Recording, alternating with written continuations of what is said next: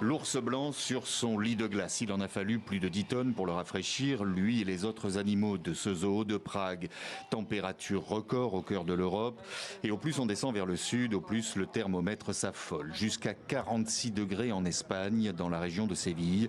Et comme en Italie, au Portugal ou bien encore en France, les alertes et les messages de prévention se multiplient. Les météorologues appellent cela un dôme de chaleur.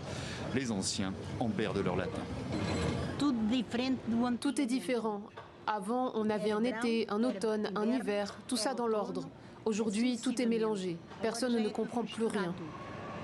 Un peu partout, il est constaté une hausse des admissions dans les hôpitaux pour des coups de chaud et les infrastructures ne semblent plus du tout adaptées. Plus de 1300 écoles fermées en France, faute de climatisation.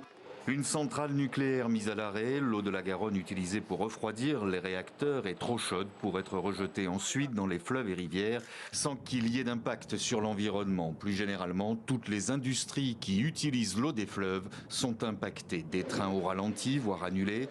La chaleur fait dilater les rails, ce qui augmente les risques de déraillement. L'agriculture souffre aux quatre coins de l'Europe. La FAO mise sur une baisse des rendements de 10 à 20% à l'horizon 2050. En raison notamment de l'apparition de nouvelles maladies. Si l'on examine les températures enregistrées au cours des dernières décennies, on constate qu'elles sont 3 à 5 fois plus élevées qu'elles ne l'auraient été sans l'impact du changement climatique d'origine humaine. Les risques d'incendie sont plus élevés, comme ici en Grèce ou en Turquie. En Méditerranée, où les changements sont 2 fois plus perceptibles qu'ailleurs, l'eau en surface atteint les 26 degrés, la température la plus élevée jamais enregistrée.